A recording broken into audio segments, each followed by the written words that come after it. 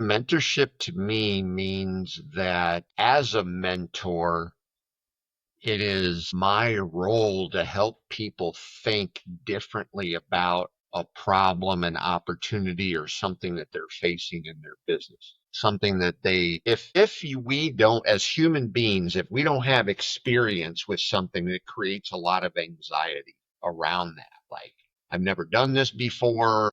My nerves get really high. I'm going by gut feeling. And when you start making decisions in your business based on gut feeling and emotion, those usually end up being very expensive mistakes. So when you start making decisions on data, or you have somebody to talk to say, yes, I've done that before, and here's how I would be thinking about it. I think that's the most important part of the mentorship.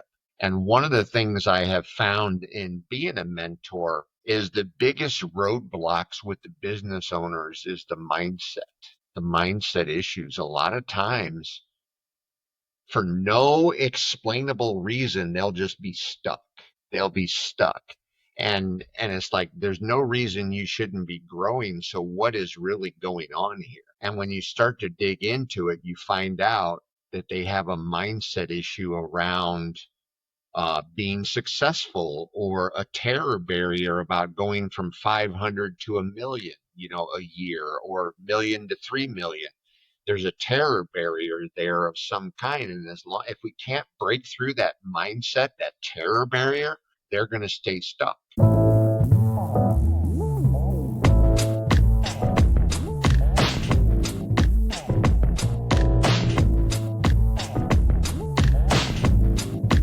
Welcome to the Winner Circle. We have a special guest who knows a lot about business. Um, we have James Brown, a well-known business consultant and the founder of Business Accelerator Institute, and also Perseverance Squared. He has over 30 years of experience in running businesses and helping others. With my research about James, he has guided many entrepreneurs to find success. And I can guarantee you every word he has to say today is in place of authority, because he has done it for 30 years. 30 years is a long time. My own take is, I personally believe that mentorship itself is a game changer in the business world. So when I think about my own journey, I can see how valuable it is to have someone by your side who can offer advice, share their experience, and provide insight that you might not see on your own. Mentorship is not just about finding someone to tell you what to do. All right. It is about building a relationship where both parties can learn and grow. And that's one thing I've learned about mentorship. Having a mentor it can make the navigating the ups and downs of entrepreneurship much easier, because they've been there, done that. They know, where the mistakes could be, has been. They can help you avoid common mistakes and also guide you when you face tough decisions. Because I know this firsthand, how mentorship can bring fresh ideas and perspective into your business. Even if you're a business owner and things are going a little bit rough and you feel the need of a mentor, then they can actually guide you. And that's just my take on that. That's why I said I'm excited to discuss this topic with James. We're going to explore how important mentorship is for success in business, and how we can help you grow and scale over challenges, and also help you achieve your goals. Whether you are an experienced business owner or you're just starting out, I can guarantee you, I believe you will find valuable tips and insights in our conversation. Just stay tuned. Let me welcome James Brown to the Winner Circle. Hello, James. How are you doing today? Hello, Jay. How are you? Thank you so much for having me. And, I agree 100% with the mentorship and your approach to that. I mean, I have grown my own 7 and 8 figure businesses, and along the way, I had that mentor. And then I also was in a couple of mastermind groups. And, a lot of times when you're in business, especially if you're on your own and you don't have partners or anything like that, you feel like you're operating in a silo and you have these blinders on. Sometimes you get tunnel vision, and having a good mentor, points out things that you may not have considered that can save you a lot of time, a lot of money, a lot of mental anguish on doing things the wrong way. I used to always say to myself, and I tell my people now is in my mastermind group, that when you find yourself that you're the smartest person in the room, then it's time to find a new room, and find those mentors that are further along. And, it's been invaluable in my business growth. That's great. And also, I saw the tattoos, saying perseverance, correct? Yes. It That's is. I have perseverance on my arm. It's Philippians 4:13, and that's powerful. from the time I was a child, the messaging that came across to me was, you're not good enough. You can't do this. And I had to keep telling myself that I am good enough. I can do this. Through him, everything is possible. And to this day, I just turned 60 a couple of weeks ago. And anytime I'm jumping into something new, I still have that voice in my head. So to me, perseverance has been a really anchor in my life for me to push forward through those mental barriers and be able to build something I've never done. That's powerful. Perseverance. The fact that the world we live in always tell us we're not good enough, imposter syndrome and all that. True perseverance, I can do all things through Christ that strengthen me, right? Yeah. Yes. So moving forward, let's even rewind a little bit because everybody has a story, right?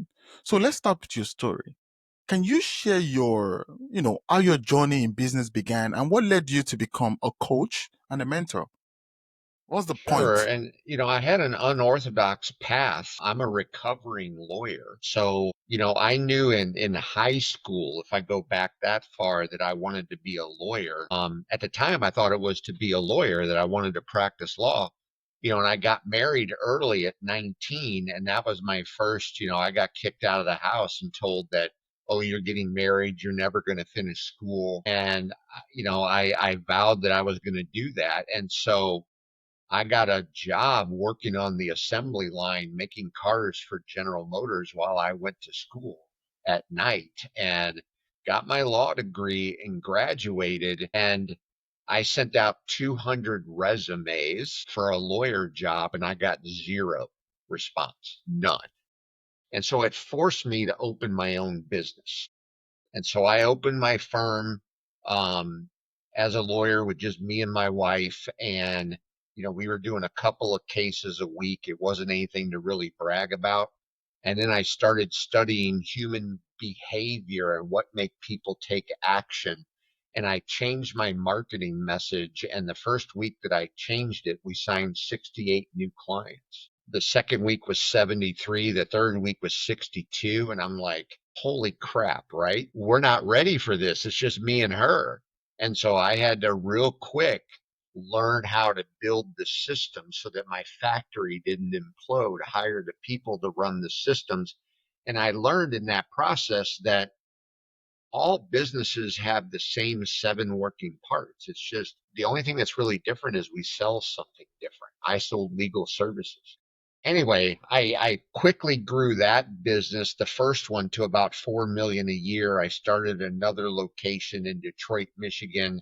That was about 3 million a year. And then about a year later, I opened in Kansas City. And so that was another 1.5 million a year. So we were up to around 8.5 to 9 million a year. And what I did learn in that process was it wasn't the practice of law that I loved doing. I loved building business. And so I didn't have any partners. I didn't have any kids that were interested in law school. They wanted to do something else. So I said, I'm going to sell the firm. I'm going to sell it by the time I'm 50, and I want to help other people build businesses. And so I went into consulting. And since 2018, I've worked with over 450 business owners to help them scale in a very predictable, profitable way. That's great. That's powerful. From being a lawyer to switching to business, I've heard more. I had a guest the other day. She was a doctor too, and Mhm. she switched to business.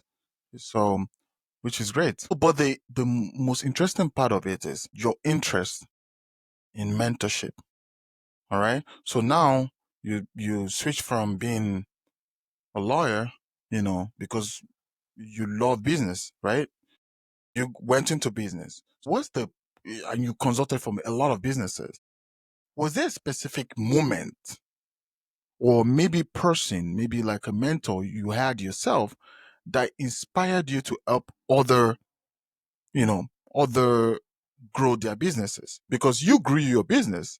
You help consulting, strategic consulting, change management and all that.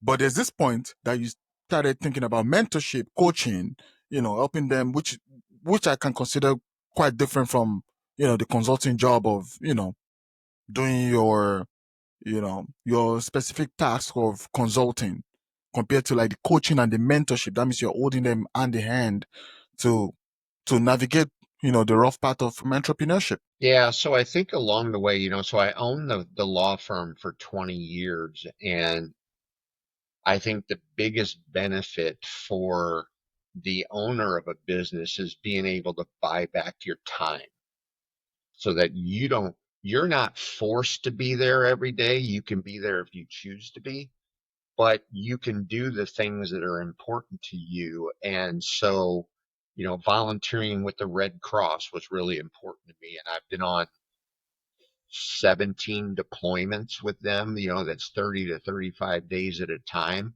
that I have to leave suddenly to go. And then my business didn't miss a beat, didn't drop in revenue. Sales were still happening. Everything was still happening. And so that was the most important part. And so I'll go back to really my faith, because my wife early on said, at the end of the day, we're here to help other people. And so at the end of the day, if you do what's right, the money will follow. And so that's been my guiding kind of principle ever since. And so when I started my law firm and it's just me and her, we're helping like 2 or 3 clients a week. And then all of a sudden we're doing 60 and 70 clients a week. And I had to hire more people so I could help more people. And then I opened an office in Detroit so I could help more people, and then Kansas City so I could help more people. And then I had business owners coming to me saying, how are you doing this? Like, you're not working 70 to 80 hour a week and you're still have a 7, 8 figure business. How are you doing this? And that got me thinking that I want to help other business owners, because if I can do that, then they can expand the circle of people they help. And so that's really bottom line is I keep expanding the number of people that we can help. What does it? Hey, winners, as we continue our journey together today, I want to share something truly special with you. Over the years, I've had the privilege of coaching countless business owners, entrepreneurs, leaders, guiding them to achieve breakthrough results and unlocking their full potential. So I'm opening up just 4 slots for my monthly business coaching program. That's right, 4 slots. After being fully booked for the past 3 years, if you're ready to elevate your business with personalized guidance, proven strategy, and a supportive community, I'm here to help you navigate challenges, refine your vision, and achieve your goals. So if you're committed to taking your business to the next level, I want to hear from you. Reach out to me directly at jay at winnercirclewithj.com and discuss how we can work together to build the future your business deserves. So don't wait. This is your moment. Join Winner Circle and let's embark on this transformative journey towards success together. And now let's dive back into today's episode. What does mentorship mean to you in the context of business? I think mentorship to me means that as a mentor, it is my role to help people think differently about a problem, an opportunity, or something that they're facing in their business. something that we don't, as human beings, if we don't have experience with something, that creates a lot of anxiety around that. Like, I've never done this before. My nerves get really high. I'm going by gut feeling. And when you start making decisions in your business based on gut feeling and emotion, those usually end up being very expensive mistakes. So when you start making decisions on data, or you have somebody to talk to say, yes, I've done that before, and here's how I would be thinking about it. I think that's the most important part of the mentorship. And one of the things I have found in being a mentor is the biggest roadblocks with the business owners is the mindset issues. A lot of times, for no explainable reason, they'll just be stuck. They'll be stuck. And it's like, there's no reason you shouldn't be growing. So, what is really going on here? And when you start to dig into it, you find out that they have a mindset issue around being successful, or a terror barrier about going from 500 to a million. If we can't break through that mindset, that terror barrier, they're going to stay stuck. And so, from a mentor perspective, I've been through a lot of that. And fortunately for me, I've been blessed with the ability that I've faced terror barriers too. And what I've been able to do is, anytime I'm like, oh man, I'm really nervous about this, I take a step back and I look at it. I'm like, is there anything factual that would be causing me to have this need to stop, right?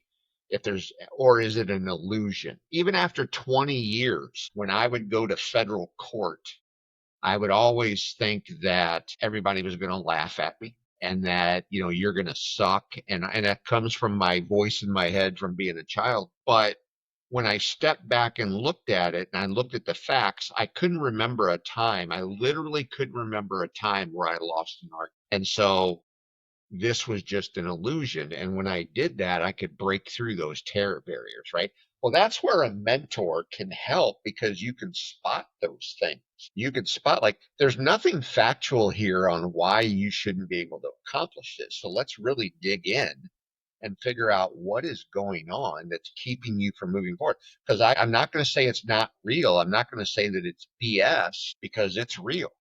But it's a story we tell ourselves based on our limited experience. And I think that's where the mentor really can make the biggest impact with people. Impartation is very important in business. Yes. Now, what advice do you have for them on what to look for in a mentor? So, what would be that metrics they use to measure who they think should be the right mentor for them, especially in business? I think that first and foremost, it's got to be somebody who's been there and done that, right? Somebody who's built a multi-million dollar business, has managed, dozens of employees, has done compensation plans, has worked on ROI, all of those things to build a profitable business that serves the owner instead of the owner having to serve the business. And so, first and foremost, it's having somebody that's already done that. I personally, and this isn't anything, I don't think it's anything that's me, but I'm 60 years old. I have been doing this for over 30 years. I have built multiple multi-million dollar businesses. I've worked with businesses that are 50 million and over. If I had a mentor opportunity with somebody that was in their 20s, I would be questioning whether that's going to really help me or not, because I just don't see that they've had the life experience. Nothing wrong with that person, and they may have the book experience, but they don't have the life experience of everything that could happen.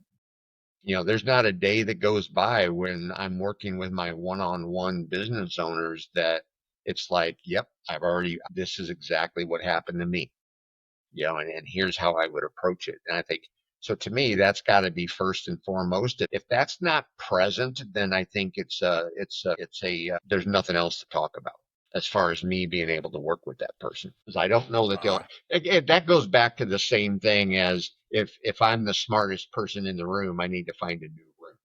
There's a particular proverb, African proverb, that says, no matter how it is, a young man can have a lot of new clothes, but cannot have enough old clothes like an old man. Because an old person has a lot of old clothes, many years of experience, but they might have new ideas, but it can never be like the experiences that the old person have been through. They've been there, done that. You can read about the experiences in books, but it cannot be like somebody who experienced it, who is mentoring you through it. So it's very, Agreed. very important. Yeah. So I agree with the experience, criteria, which is very, very important. And, I just want to make sure the listeners just understand this point. The experience should be key when you're actually screening for a good mentor you want to commit to. How does the mentee make the connection with the mentor strong? How can they connect with the mentor properly? How can they tap from the knowledge? What are the things, or what advice would you advise our listeners about that? Yeah, I think one thing I would say would be that really going over what the role is. I'm not there to be someone's friend. I might end up being friends with them, but I may not be, I'm not there to be their friend. And so sometimes on sessions with clients, you got to get down to the hard truths. Sometimes, like, I can recognize when people go into victim mode, or what I call energy level one. It's a book by Bruce Schneider called Energy Leadership. And there's like 7 levels of energy, and the lowest level is that victim mode. And so when somebody's in that and you recognize it, this is where the mentor kicks in, and it's like time to kick somebody's butt. And so when I get to a call and say, how are things going today? The new administration, and it's really wreaking havoc in my business, and I can't control this, and woe is me. And then so the second level of energy is anger, and then levels 3, 4, and 5 is where you start to get creative. Okay. You can't do that if you're stuck in level one. So I have to move them. And so I recognize that. And so, I will say sometimes, what is wrong with you? Like, out of all love and respect, what the hell is wrong with you? Why are you tolerating this in your business? Right now, some people might take offense to that, but they have to trust me enough as a mentor that there's going to be days where I come at you like that. And the response I'll get is, you know what? You're right. Why am I tolerating this? I'm the owner of a multi-million-dollar business, and I'm letting my employees walk all over me. Okay, we're not going to tolerate it anymore. Now let's talk about what we're going to do about it. And then you see them move into that level 3, 4, and 5. And so I think the relationship, when we talk about the relationship with people, they have to know that I'm always coming from a place of love to get them to that next level that they told me they want to get. Sometimes love comes across in a harsh way. I try never to be offensive. And for me, I'm more of an introvert than I'm an extrovert. And so, like, every time I'm going to do that, I always have to start it with, look, out of all love and respect.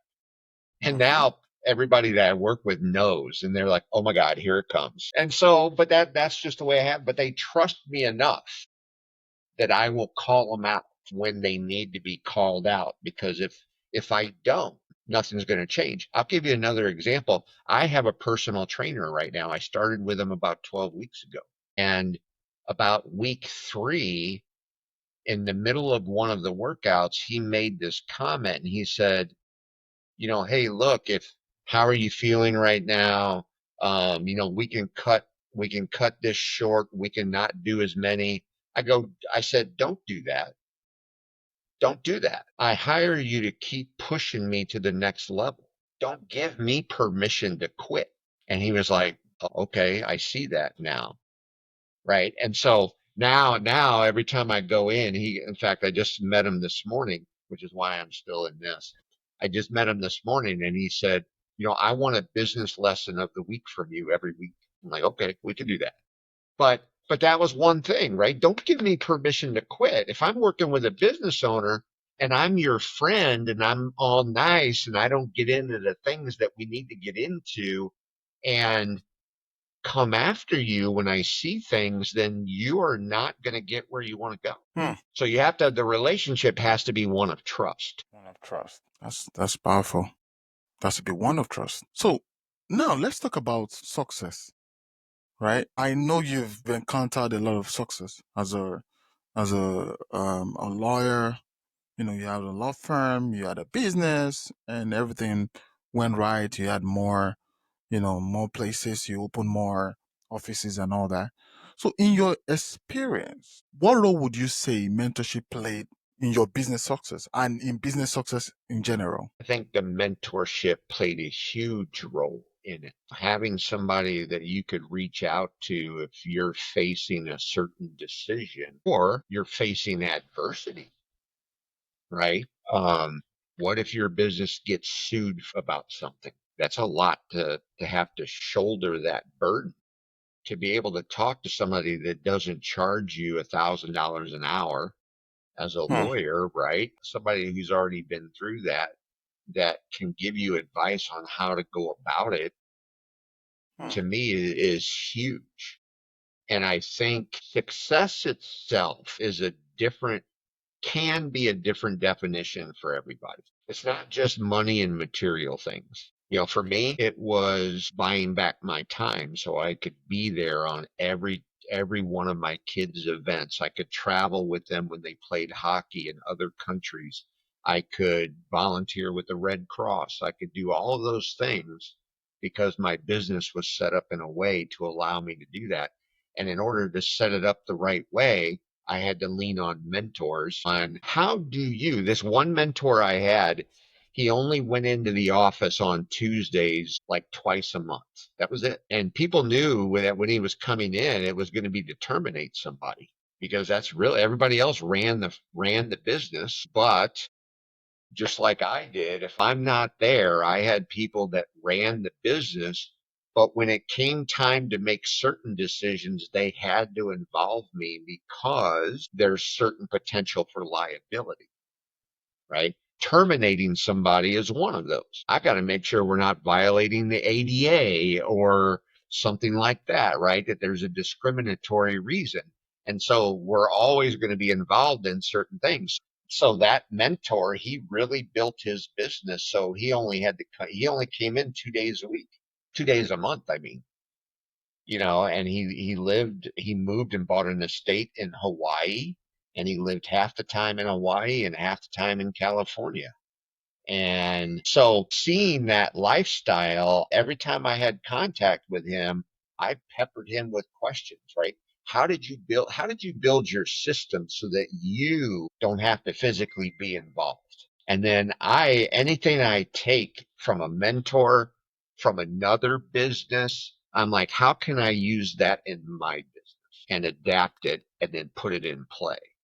And so that to me is where that mentor was huge for the success and how I define success, which was buying my time. That's powerful. As I as an individual, I love automation, automated business. It makes your life easy because you really don't have to be there, except when there's a major decision that needs to be done. So, which is a great thing.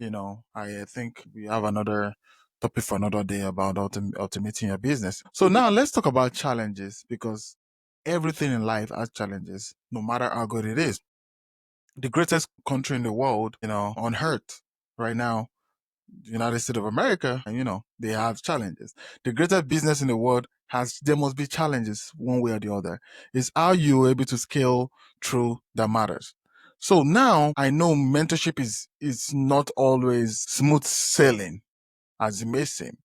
So what are some common challenges you see mentee face? I mean the mentees themselves. The most common challenges, as I mentioned earlier, are mindset related. Because they've never done it before, they question and tell themselves story about their ability to do it. My oldest son is that way, right? Where he's my operations manager now. And I'll say, hey, we need to figure out how to do this. And then at our weekly meeting, I'll get an update from him. And he's like, well, I've never done that before, so I haven't made any progress. I'm like, just jump in and start learning it, right? What's the worst thing that can happen? We learn not how not to do it, right? But either way, we're learning something. And so one of the biggest challenges is this fear of being wrong, of making a decision and it not be the right one. And I'm like, what do you really, what's the downside? I stopped labeling things a long time ago.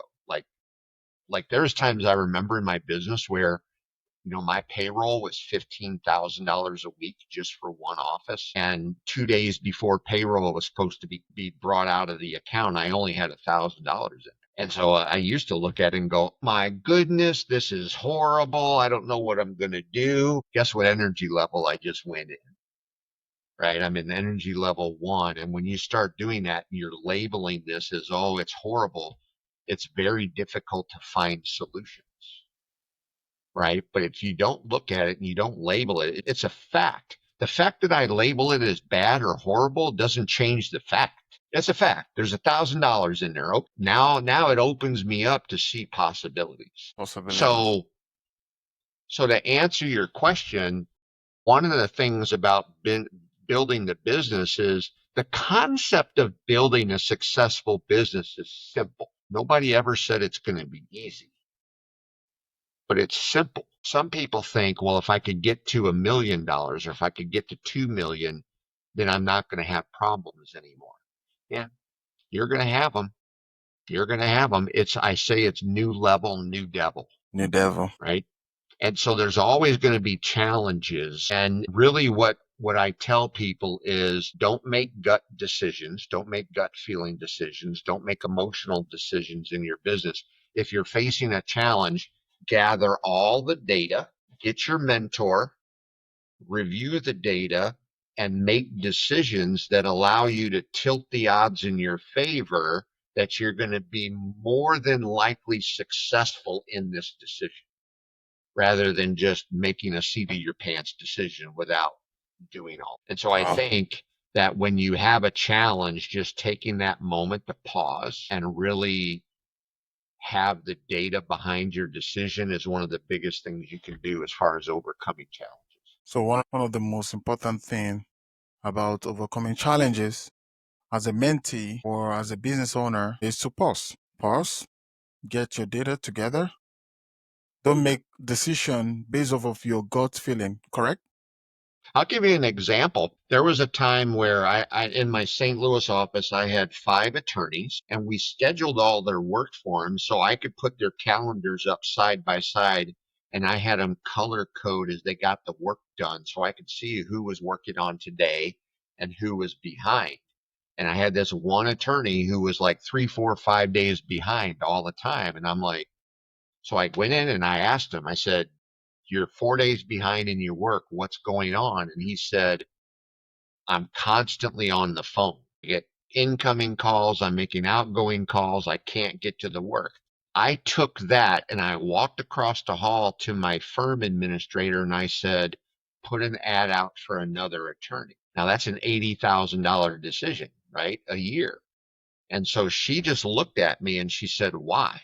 I said, because Joe is falling behind. He's 3 days, 4 days behind all the time. And he says it's because he's on the phone. And she just looked at me and she said, did you look at the phone records? And I just didn't say a word. I'm like, no. And she said, don't you think you should? And I'm like, okay. So I pulled the phone records. And the day before he was on the phone, total phone time was 5 minutes and 32 seconds. So I did that for like a week and it never went above 7 minutes a day.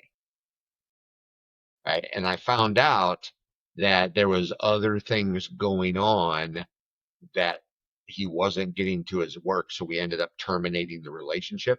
But I literally almost hired an $8,000 a year employee because it was a gut feeling, emotional decision without looking at the data. And so that was my lesson. I will always look at data before I make Data. these off the cuff decisions.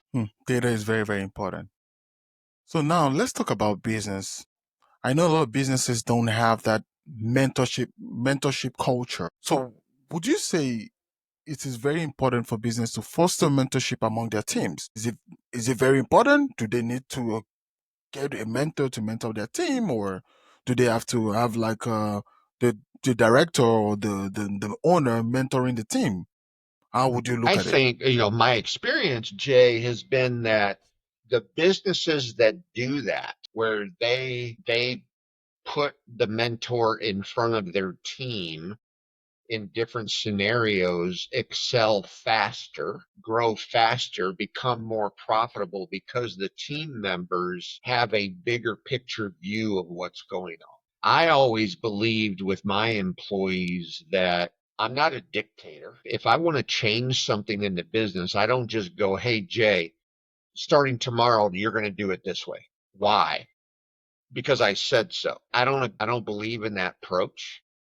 So I always approached employees by saying, "Hey, Jay, I've gotten some feedback, and one of the things we're doing in this area is we've been doing it this way for the last 3 years, and it's causing us a problem here. So what I'd like to do is try this to avoid that." And when you explain to them why you're doing something, and then this is what we want to do to resolve it, they're much more open about going in and taking ownership of it. And I always tell them, come back to me in like 3 weeks, give me some feedback, what worked, what didn't, and we can tweak it. So when I have them involved in that, I have very loyal employees, very uh, high producing employees that feel like they have an ownership in how the business is going. So when I had certain meetings with my mentor, we would do a group call. And I do that with my business owners now. Like this afternoon, I have a group call for learning how to do copywriting and marketing. So a lot of these business owners have their team coming to that call. On Wednesday mornings, I have open office hours. So I just get on the Zoom for 2 hours, and anybody that pops in can ask questions. And a lot of times it's the team members that pop in and not the owner. So I think having access to that mentor gives them a big picture of where the business is going. And then they are more likely to want to take ownership in that and do their part. That's great. So now I know you run a big business, or you know and a lot of people run big businesses. Some of our listeners run big businesses, some run small businesses. So if we want to talk about the small businesses, how can they get started with mentorship? You know, like do you have any easy steps where they can incorporate it into the company culture? Because I know most big businesses always have mentorship in their culture already. So how can small businesses, maybe 5 to 10 staffs, or maybe 2 to 3 or 4, how can they incorporate mentorship into their system? I think where most of the small businesses will struggle with getting the mentorship will be in the cost of doing so. Right? To do one-on-one coaching with somebody and mentorship is not cheap. But you have to look at it as an investment in your business. And are we getting a 9 to 10x ROI on that? But if you're a small business, right, you're probably doing everything you can. You're breaking even. When I first started my business, I'm wearing all the hats, and my mindset was, I can't afford to hire this person, when in reality I couldn't afford not to. And so when you don't have the revenue there, what's the best way to do it? And I would say I would still seek out mentorship, but maybe look for one to many opportunities. Okay. I've realized, from now, look at it from my standpoint. As a mentor, I can't work with everybody. I don't have the time to work with everybody. So part of the way for me to solve that is have a group call where there might be 8 or 10 business owners come to the call, or mastermind groups that I run. So now they get me, but I'm working with 10 of them at a time, and they learn from each other. So now effectively they have multiple mentors in that group. And usually when you find a mentor that has an offering like that, it's at a much lower cost than trying to work with a mentor one-on-one. Until you get your revenue levels and your profit levels up, then you can always upgrade to the one-on. That's great. So now let's talk about I'm sure a lot of small business owners watching on this show, listening to this show, would know that for this fact, you need to try as much as possible to get mentorship for your team. It's very important. As a business owner yourself, also need to be a good mentor to to your staffs. So let's take it a step further. Let's talk about tech because we're in the digital age right now of AI, AI this, AI that. So how do you think technology has changed the way people connect for mentorship? Well, technology is advancing so fast. Um, I never thought I'd be in this position, but I'm 60, and my kids remind me the other day, they said something like when I first started my law firm, they're like, you didn't have Zoom. You didn't have all this. So TikTok wasn't around. Facebook wasn't around. None of that was around. I mean, we had Google, but we didn't have any of that other stuff. And the things that have advanced and it continues to advance, and now AI. To me, it's like when we look at new technology, how do we harness that and use it in our business? And I think that the mentor can use AI and so can the business owner in many different areas. As far as using AI with my business owners, a lot of it is copywriting. It's a lot of like their AI appointment setting, funnels, all that kind of stuff that can be done. And if you can lean on AI to do that part of your business, then you're increasing your chances of being profitable. And I think the answer might be different depending on the type of business. But you have to be careful with AI too. I literally just had a call right before this with a law firm owner who their law clerk wrote a brief, and in these briefs you have to cite case law and you have to put the case information, and he used AI and he sent it to opposing counsel, and opposing counsel sent her a threatening letter saying these citations are fake. They're not, they don't exist. And so then he admitted to using AI. And so we have to be careful when you're using AI that, you're not. Hello, listeners. I want to take a quick moment to share an incredible opportunity for anyone looking to take their businesses to the next level. So, if you're feeling stuck or overwhelmed by the challenges of running a business, most businesses need help right now to navigate out of all this mess, all this hula baloo. So, I'm going to recommend you to check out Point of View Consulting. They are based in New York City and they specialize in offering expert guidance tailored specifically to your needs. One of the things I like about them is their team. They have a lot of team members and they're dedicated to helping businesses of all sizes, whether you're small, whether you're medium, whether you're large. They will help you identify your strength and weakness. They will also develop effective strategies. For my listeners, or for the listeners of the Winner Circle podcast, you can get 30% off your first consultation by using the code Winner Circle Podcast when you sign up. So whether you're a startup or you're an established company, Point of View Consulting, they offer personalized services that can help you align your objective with practical solutions.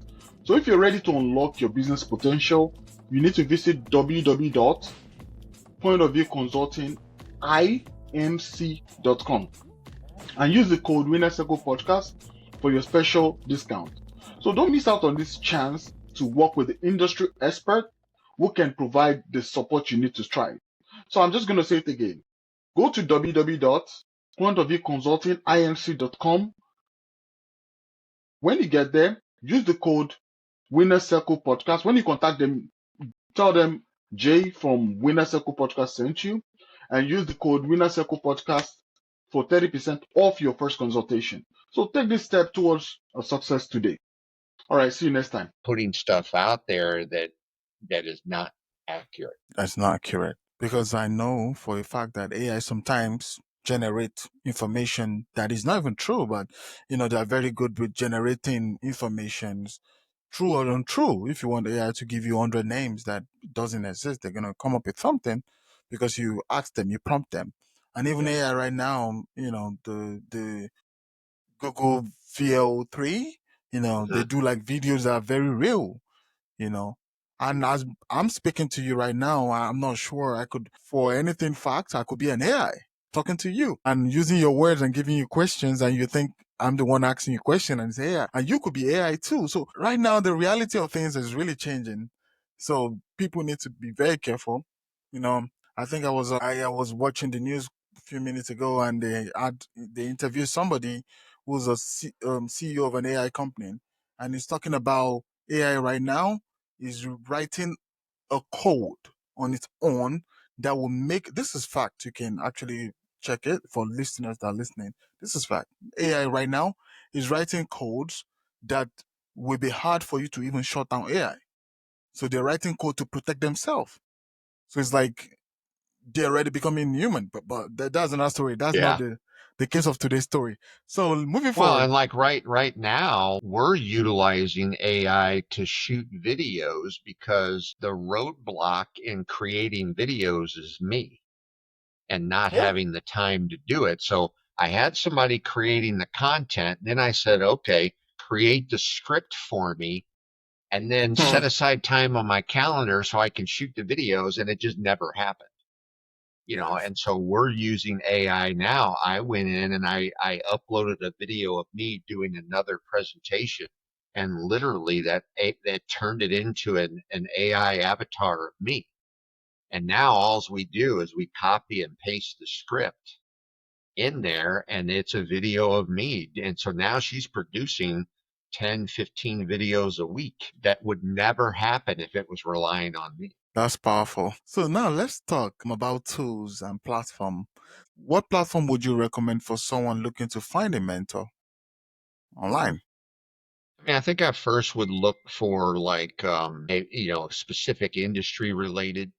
If there's any out there, doing a search for that, I would look for mastermind groups and things like that that may be open in your area. Doesn't necessarily have to be local either. My mastermind groups, the members of it are all over the place. And so, we meet physically 4 times a year, in different locations, and one of those is virtual.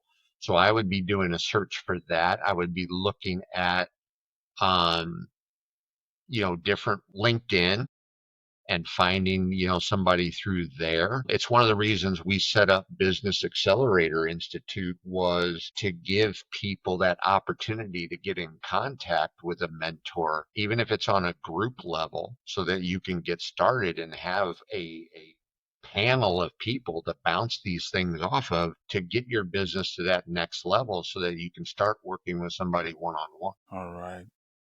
Thank you.